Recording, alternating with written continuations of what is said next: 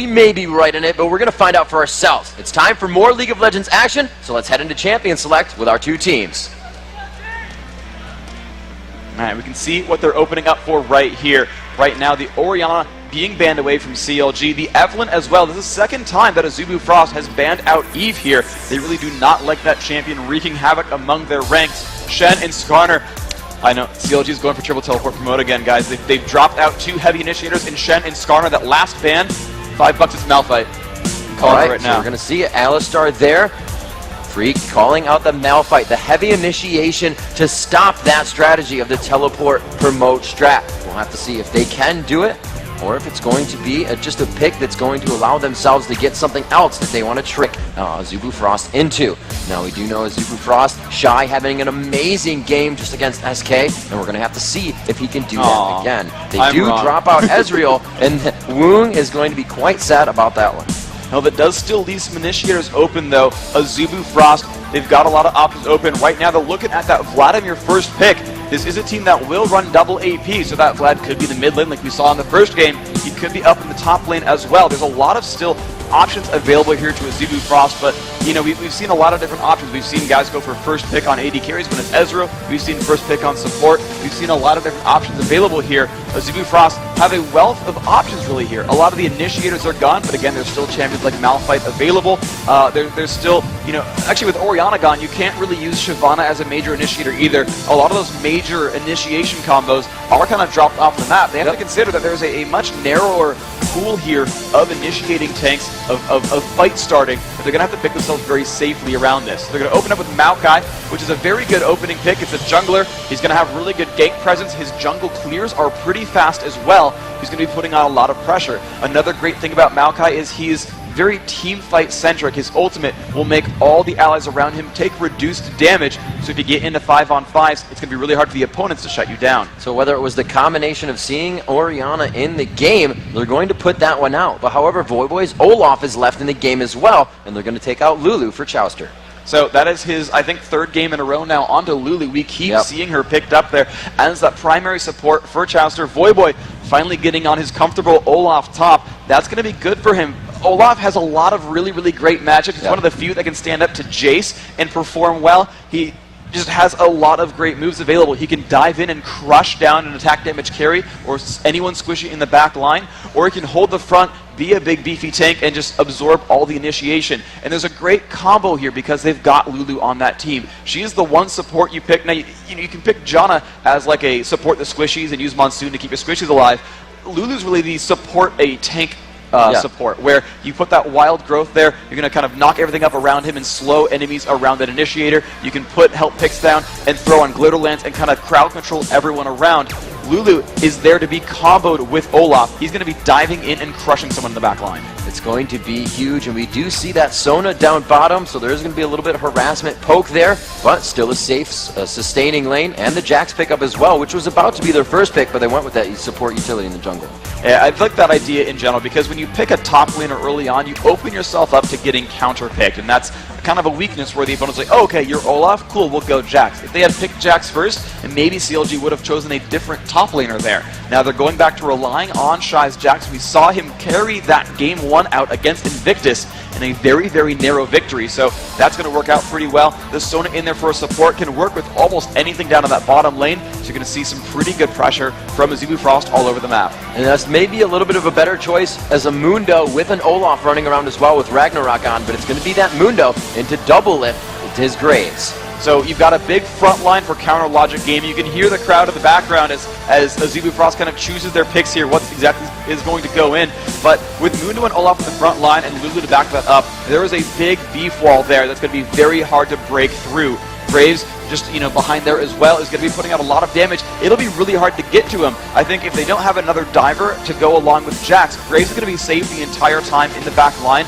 Jax can't dive in 1v5 like Olaf can, so this is a little bit scary for Azubu Frost, depending on what they pick up here, that they're not going to be able to shut down Double Lift or whatever Big Fat LP picks up for the Mage pick. That's going to be a bit of a risk. And Freak, we do see Corki being picked up with Karthus, actually switching back to Misfortune here, and I believe they did that for so much area of effect now from these ultimates. This is the one thing that I've heard described for Azubu Frost. They're a team with strength in so many places, it's hard to pin them down. You know, we pin CLG as a team that brings out crazy strategies. SK and Invictus are the aggressive teams. They've got these very harsh focuses. Azubu Frost, their only real focus you can really pick out about them is that they love area of effect and these team compositions that actually work as major groups. So now, you look at the combo there. You've got Rapid Star there on Karthus, Woong there on Misfortune, Madlife on Sona. So Crescendo's going to set up so much area of effect damage.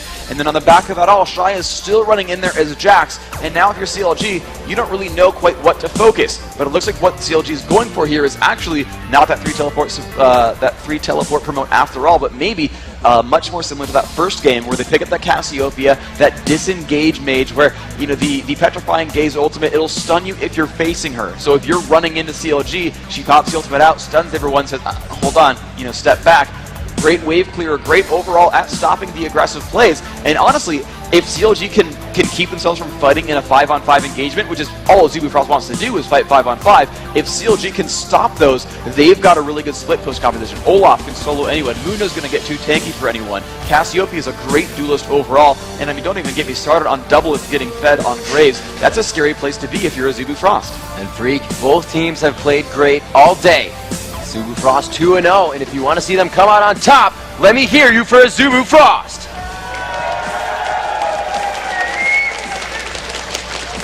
Alright, and if you're a fan of the North American team, CounterLogic Gaming, let me hear you give it up for CLG!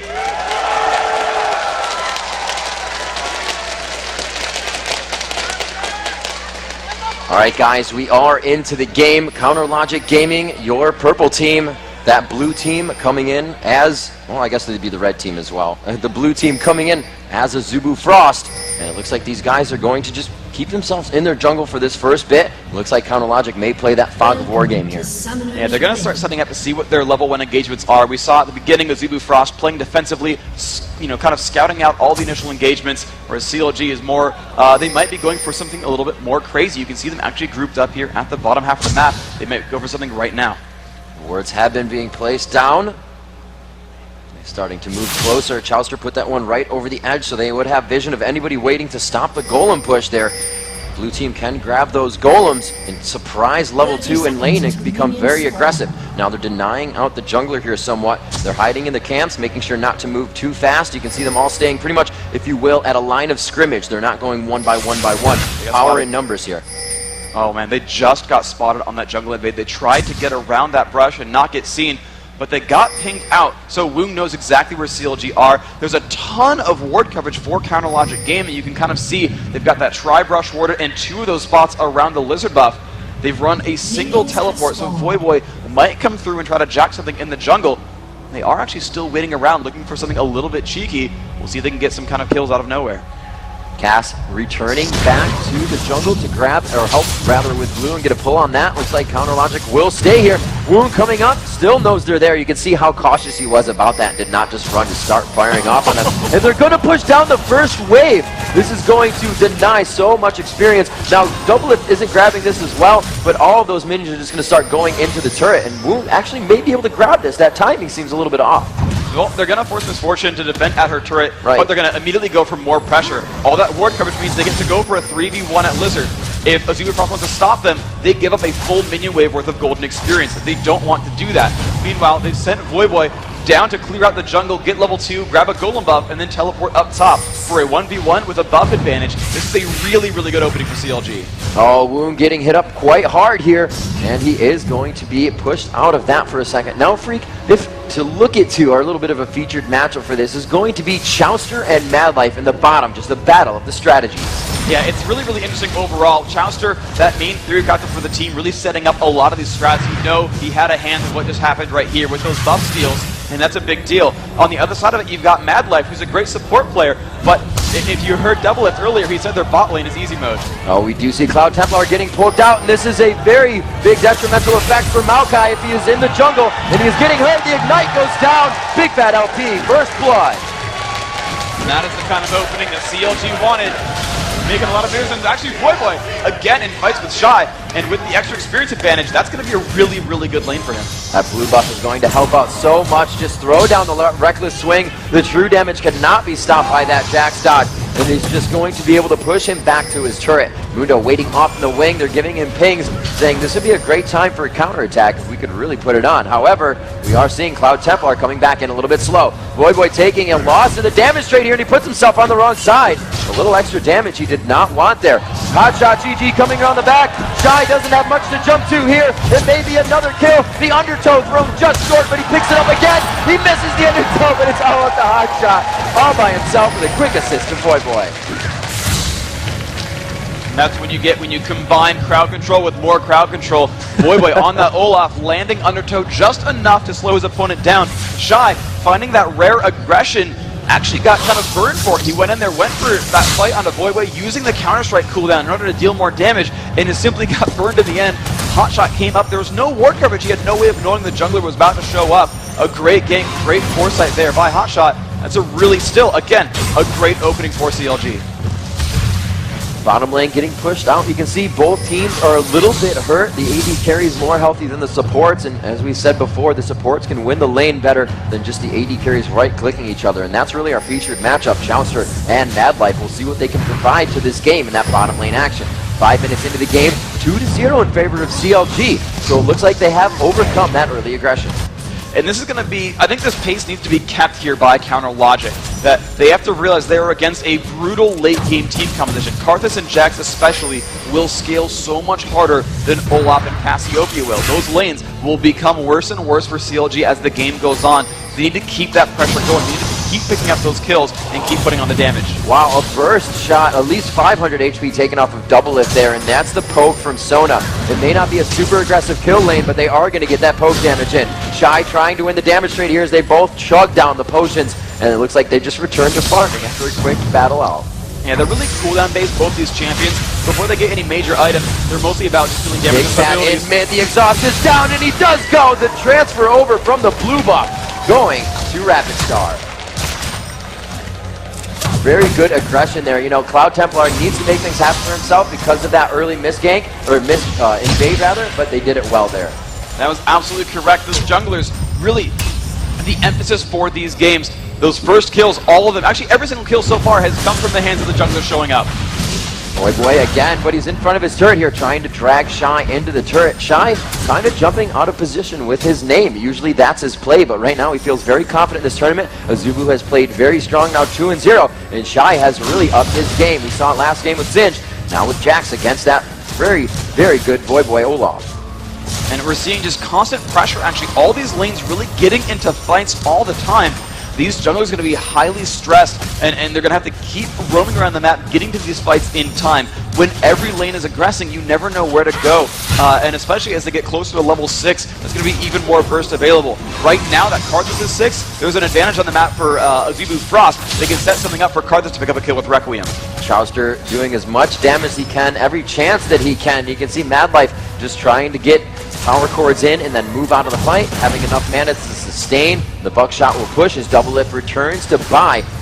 Looks like he has about 962 gold, so he'll definitely get some Dorans under his belt there too, in fact, and he will return to lane much, much stronger. Now, if we don't see, yes, they're going back now, Wound, that lane would become very difficult, especially if they weren't there with the minions. So doing this and timing it very well with the bottom lane.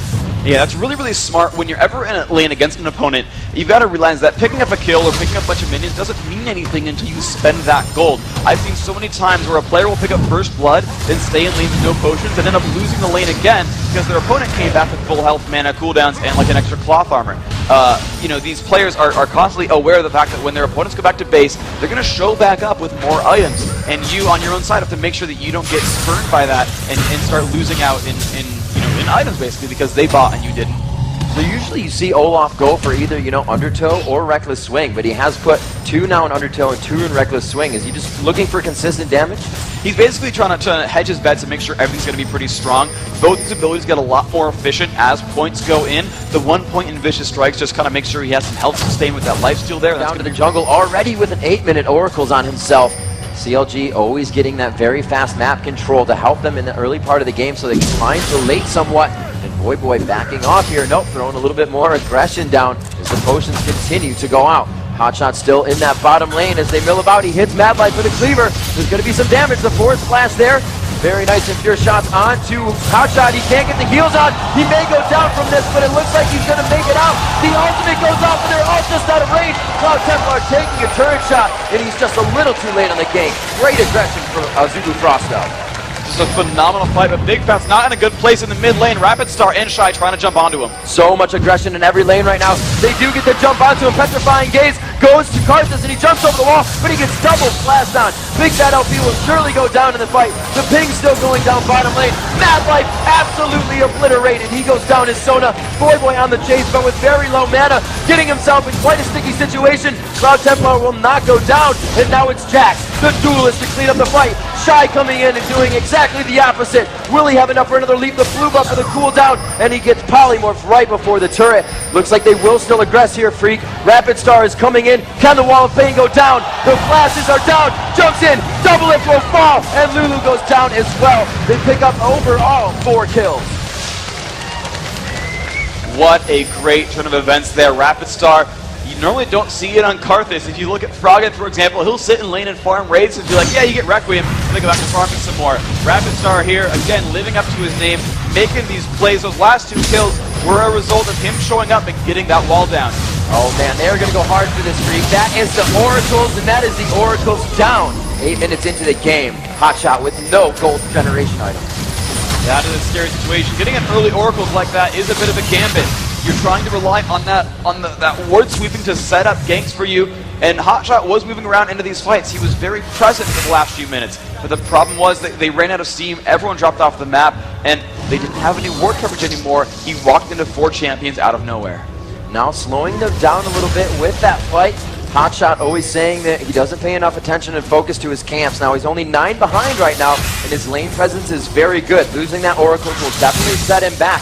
6-3 now as Azubu Frost completely turns the tide of this game, being down 2-1, and now it is 13,700 gold to 12,400. They have a lead in every aspect right now, and they're looking to hold this. Dragon just being grabbed as we saw Hotshot GG go down in the attempt to smite it out, but Azubu Frost is really controlling the map right now.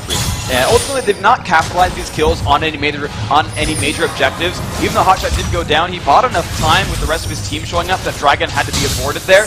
They've gotten no turrets as well off of this, so even though you're seeing a 3-kill lead and a couple of minions here and there on the advantage, it's still only a 1,000 gold difference. Crescendo just reaching at max range, and the global Requiem going to go down.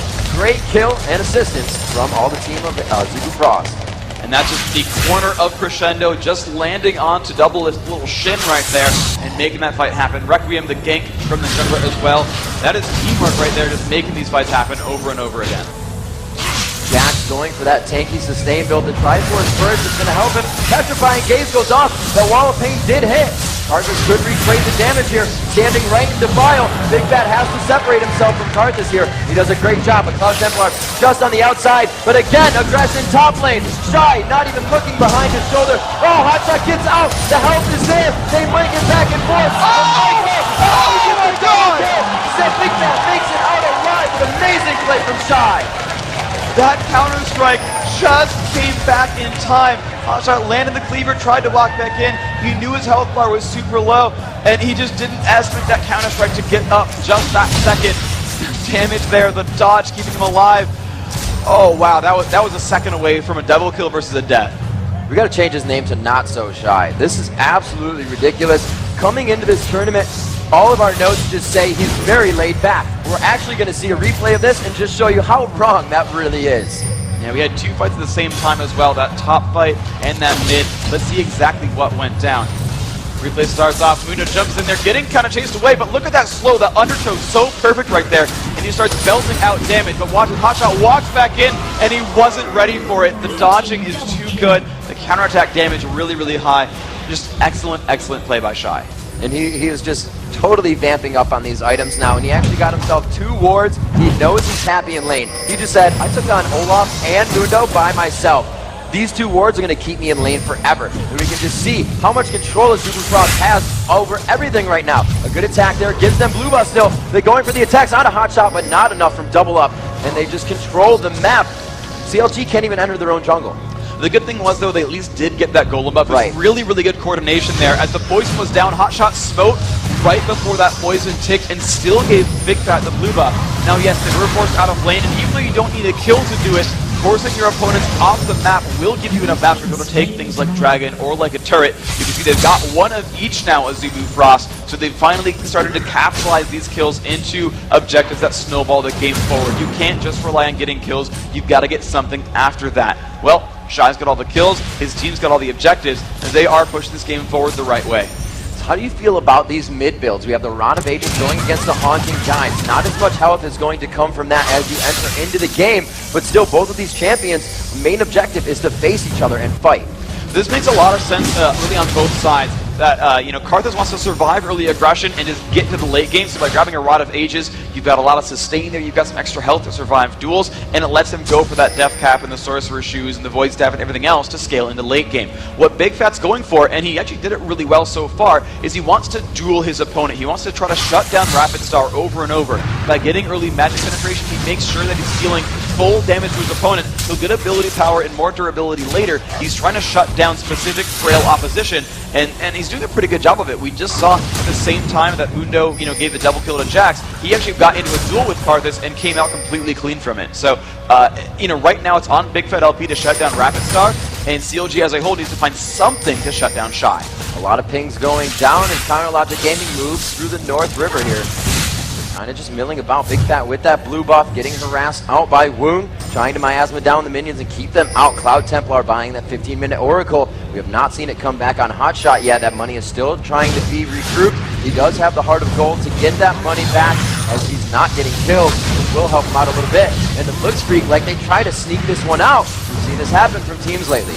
Wow, and it's right after 15 minutes. This is dangerous, though. They've got a lot of damage, and it's been pinged. CLG pinged out Baron, but it's down below half health. They're getting low. This could be a hot shot smite steal. He does not have flash, though. He can't reach it to smite, I don't think, from outside the pit unless he runs around. Boy comes in from the side, though. He's going to jump in on a Cloud Templar.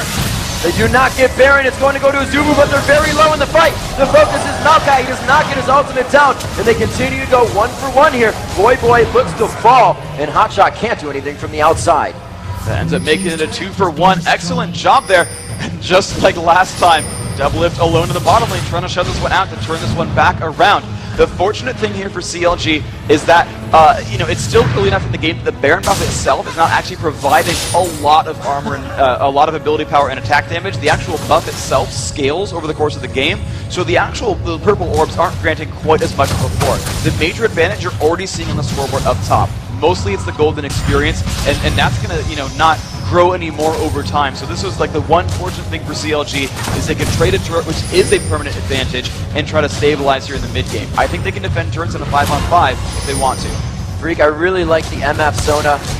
Not so much powerful in lane for its poke, or it's powerful in lane for its poke, not so much its kill, but the ability to fly around the map is just huge. You can see him taking turret after turret.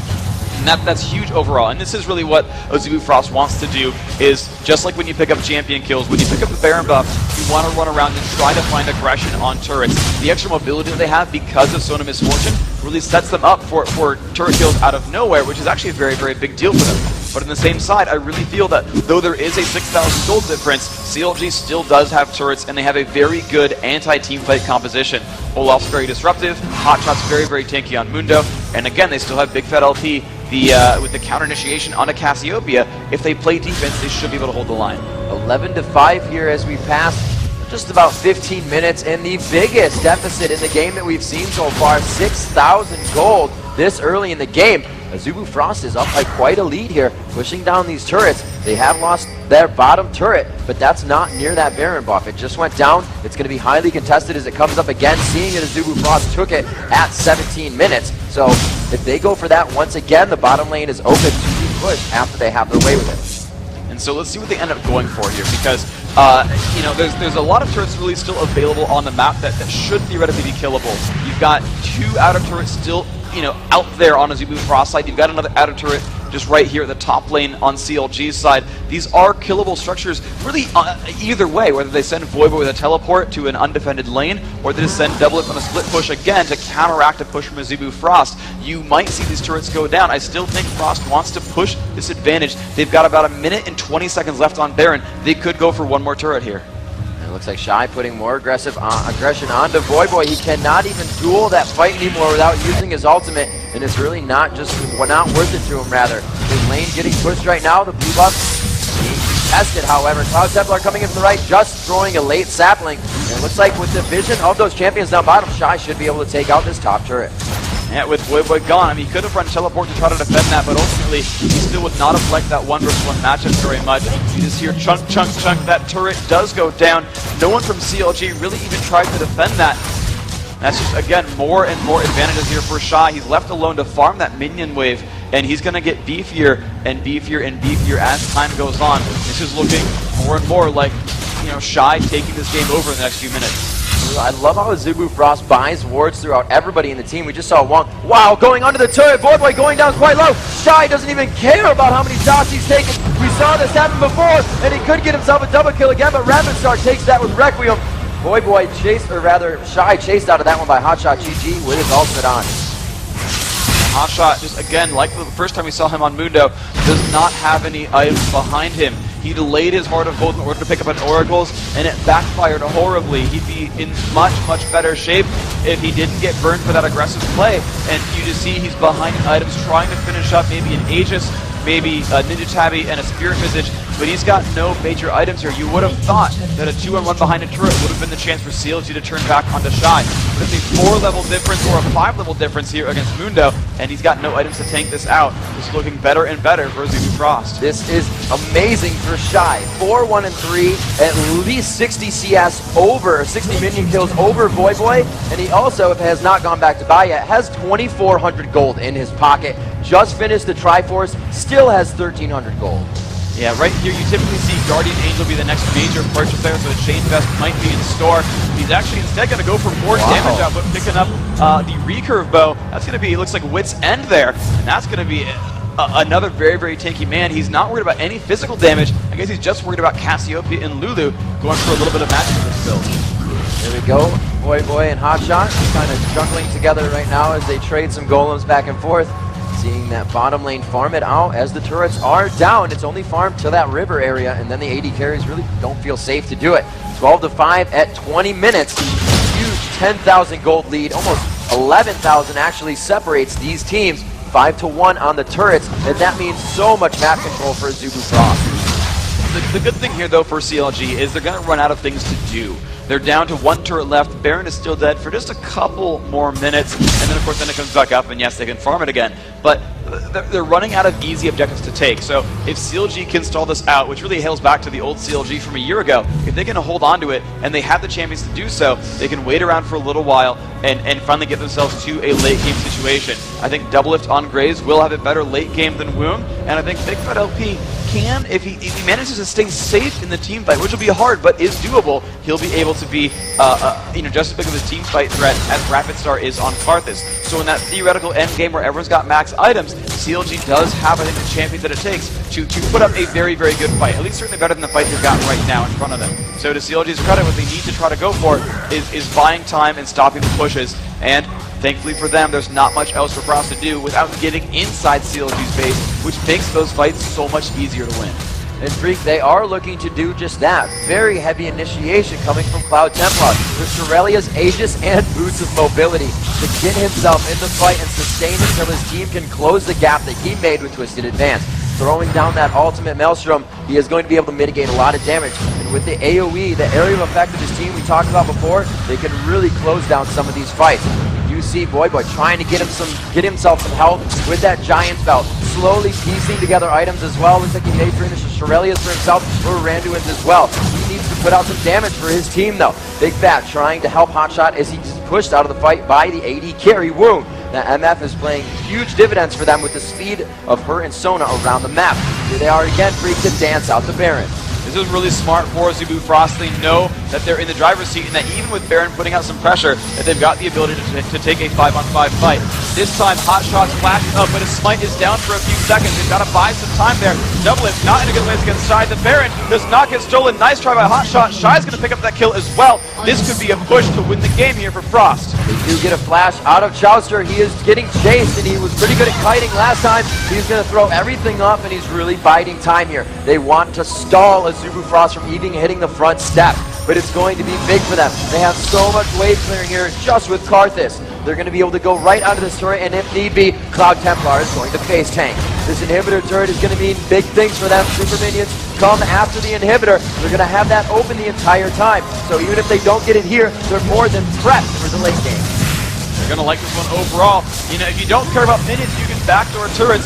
Cassiopeia is not going to do much to stop that push. Normally you pick her because she'll clear minion waves, and then sometimes players are afraid to backdoor. But if you know it's a 5-on-2, you won't care about the turret very much, and Frost will continue to push in. There's that twisted advance. Can they close the gap? Looking for the Crescendo to come out. They don't have the room for the area of effect, but it does huge damage so far. Still focusing Shy in the middle of 4 people. Goes down from the turret, but Chouster gets the pickup. Mavlike forced back, but he grabs one as well. 2-1 on the exchange. This looks bad for CLG. But they did kill that major carry with Shy being down. Doublelift might have what he needs to keep pushing on through. The rest of the cooldowns are all gone for Azubu Frost. CLG will keep their base alive, but these were actually the right lanes to push here for Frost. So take stock of what CLG has. They've got 2 dead inhibitors with Baron off the map, and they're going to have to sit in their base and farm, and get some gold back. This is, you know, almost a good situation for them because they will keep having the influx of minions, and they will keep scaling up. They'll finish that Phantom Dancer on from Doublelift, and he'll have a better chance of fighting this game out. However, for Azubu Frost, that top lane, there is no way CLG will look to defend that second turret. They just simply have too much on their hands with the middle and bottom lane super minions coming in that, you know, Azubu Frost, even though they can't push on for Baron because they've already got it, even though they can't really push on for Dragon either, what they can do is get a couple of free turrets on the outside. And then if they want to go for the base winning push, now they either say, you know what, screw it, we're more tanky than you, and dive, or they will let those bottom lane and mid lane minions push up, they'll wait for CLG to defend it, and then dive on the turret, just like they got that middle inhibitor a few minutes ago.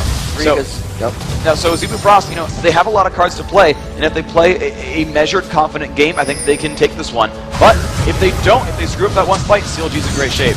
Oh, Boy could not. Oh, he does get the teleport out. Throws on Ragnarok, so he cannot be crowd controlled. Very nice there.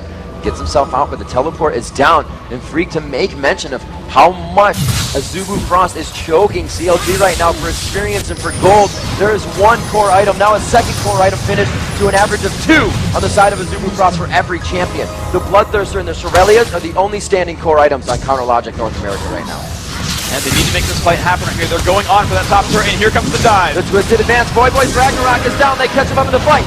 It's going to be bullet time. Dropping down Mundo. Hotshot will not be able to help his team as that tank wreaking havoc, running around. They lost one of the tanky people. They lost Big Fat LP for the reinitiate on the fight from Cassiopeia, and it's going to be turret takedowns on the Nexus now for Azubu Frost. They look to go 3-0 here on the first day of the championship games. A very nice wild growth keeps them off, but the Nexus is the only thing standing in their way after this 1 turret. They're going to have that open, forcing CLG back to their fountain. Azubu Frost goes 3-0 in the group stage, taking out CLG in their game. Congratulations there to Azubu Frost. They are our first quarter finalists. They are maybe watching, the 5th quarter finalists. 4 of them did automatically qualify for winning their region. So Frost, putting all doubts aside, saying, yep, we are amazing. Welcome us into the next round. Thank you very much. Now CLG, they are 1-2 in the group. Their hopes lie with SK Gaming. They are going to be watching and cheering as hard as they possibly can for SK because they hold their hope alive. With Invictus being 1-1 and SK being 0-2, if SK wins this next match, we've got a 3-way tie for 2nd place. That is going to be so very massive. So Freak, you just said it a little bit. There's a few situations